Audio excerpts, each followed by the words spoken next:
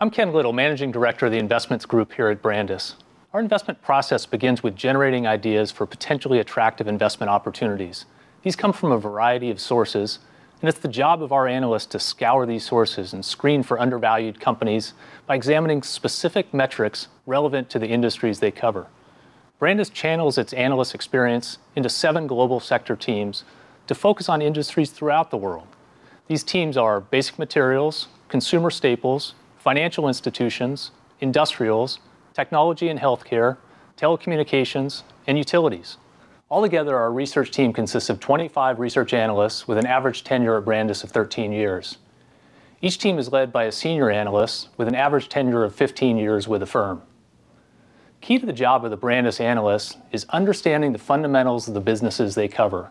Last year alone, the research team traveled more than 385,000 miles researching the companies we invest in. Our analysts are from all over the world, and many from the countries that we invest in, such as Mexico, Singapore, Brazil, Colombia, India, Japan, and China.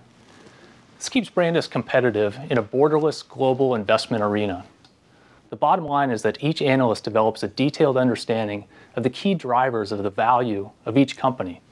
As managing director, I'm fortunate to work with an amazing and diverse group of men and women, and I'd like to introduce you to one of them, Mauricio Abadia. Let's talk about your experience and your role as a global research analyst within the utilities group. First, let me start by talking about the investable universe. So there's about 400 publicly listed utilities around the world that we consider to be investable given a sufficiently large market cap. And these are roughly split between developed and emerging markets. But to your question, about 2 decades ago, with the deregulation of the industry, nowadays we have utilities with their very different business profiles. So we have companies that have both regulated and deregulated activities, and also that have very different regulatory regimes. So taking a fundamental bottom-up approach is key to understanding these businesses. So the next step is to do a screening process, and of course that will vary industry by industry, and it will work. Analysts have different ways to screen about names, but in utilities, what we found that works best is looking at low price to earnings, low price to book, and some specific industry metrics such as enterprise value to regulatory asset base. Of course, these multiples can be a little bit nuanced because you have hedges in place or you have different accounting standards around the world which can distort the multiples that you see as provided by the data providers. Is there a difference how you look at emerging market utility companies compared to those in developed markets? I would say that our investment approach does not change whether we're looking at a utility in developed or emerging markets. Our fundamental bottom-up approach is consistently applied on a global scale. Having said that, to your question, I think that utilities may have proven fertile ground in emerging markets because, first of all, they're not the fastest growing companies. They're far off in the glamour spectrum, so that I think the typical investor, when looking to invest in emerging markets, doesn't necessarily gravitate to these types of names. What else attracts you to specific utility companies for further research? I want to understand what is the sustainable earnings power of the company, and we want to rule out potentially long-term changes to the business outlook of the company if the stock price movement was driven by a short-term event or a cyclical event on which we have good visibility that it might reverse at some point in time. That's something that we might be interested in looking and understanding a little bit further. But at the end of the day, what we want to know is when we look at a company, what is the long-term sustainable earnings power of that business? So now that you have a company in your sights, what's the next part of the process for you? So we'll focus in trying to spend most of the time understanding the particularities of that industry and of that business, and kind of keying on the key fundamentals that drive the valuation.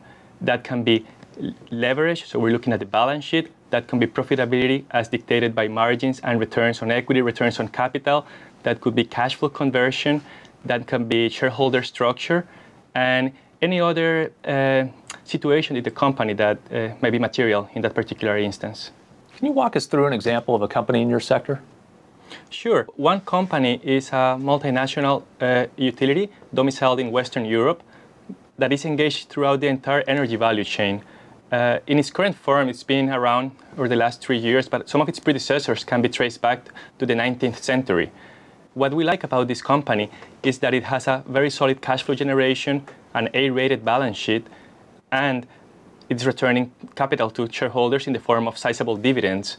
The investment thesis on the name is that most of the parts of its business are performing okay. They're good profitability, stable businesses, but its deregulated activities in Europe are suffering a substantial decline in profitability. That is caused by the slow economy, the weak economy that we're seeing in Europe, but also from the introduction of subsidized renewables, which have affected the incumbent operators of conventional thermal power plants. And we think it's overly punitive to assume that the company will continue to incur indefinite losses on this part of the business.